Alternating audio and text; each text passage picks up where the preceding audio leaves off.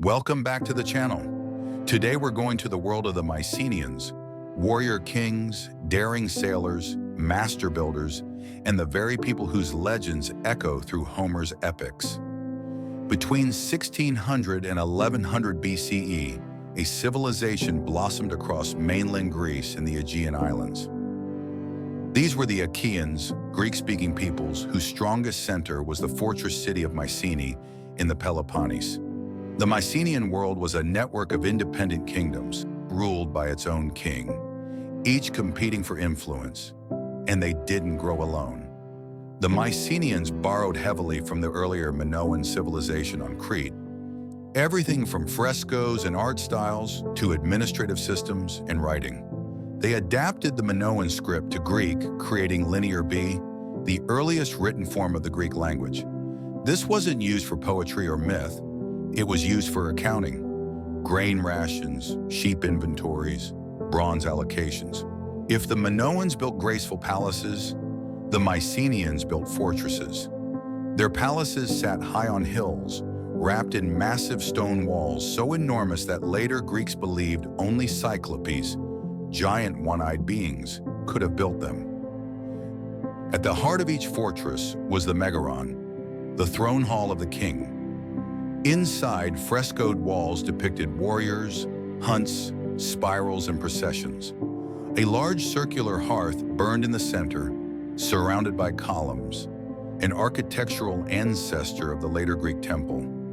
Beyond the walls, everyday Mycenaeans lived in modest homes, tending fields, weaving textiles, making pottery, and supporting the mighty palace economy. The Mycenaean economy was highly organized.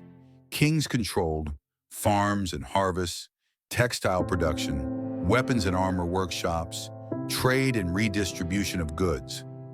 Kings cooperated on big infrastructure projects, most famously a road system across the Peloponnese that still survives in parts today. Mycenaeans imported luxury jewelry, copper, tin, glass materials, weapons and tools. They exported olive oil, along with scented oils and refined products. Their pottery has been found across the Mediterranean, from Egypt and Cyprus to Italy and the Levant. They were connected, ambitious, and skilled navigators of the ancient world. But the Mycenaeans weren't just traders, they were warriors. Their world was defined by bronze swords, boar tusk helmets, figure-eight shields, long spears, chariots built for shock and speed. Linear B tablets reveal entire palace departments for managing weapons and chariot parts.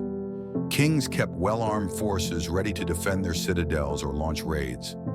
These warriors inspired the later heroes of Homer: Agamemnon, Achilles, Odysseus. Whether real or mythic, they reflect the fierce Mycenaean warrior ethos: glory, rivalry, honor, and strength. Many Greek gods were already worshipped in the Mycenaean world.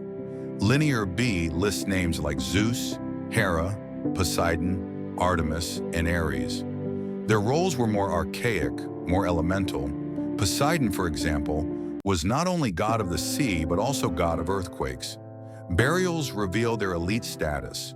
The richest Mycenaeans rested in deep shaft graves and monumental beehive-shaped tholos tombs, furnished with gold masks, jewelry, weapons, and ornate seal rings. These treasures paint a picture of a society that valued wealth, power, and continuity, even in death. Around 1250 BCE, the Mycenaean world began to unravel. Internal conflicts, palace rivalries, and unrest shook their foundations.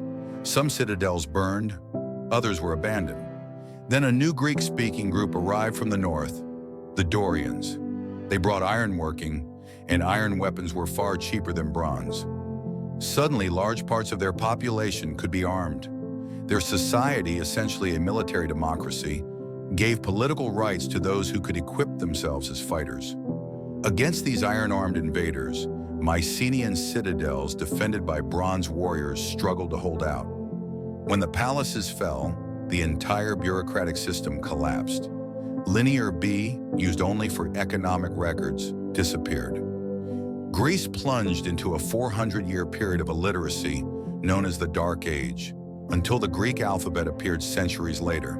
The Mycenaeans were not forgotten. Their legends lived on in the oral traditions that Homer eventually shaped into the Iliad and the Odyssey. Archaeology continues to uncover their secrets. Shipwrecks, frescoes, DNA discoveries, pottery, and the indestructible walls of their citadels. The Mycenaeans were more than warriors. They were builders, traders, administrators, sailors, artists, and innovators. They forged a civilization of ambition and resilience, one that shaped Greek identity and Western storytelling for thousands of years.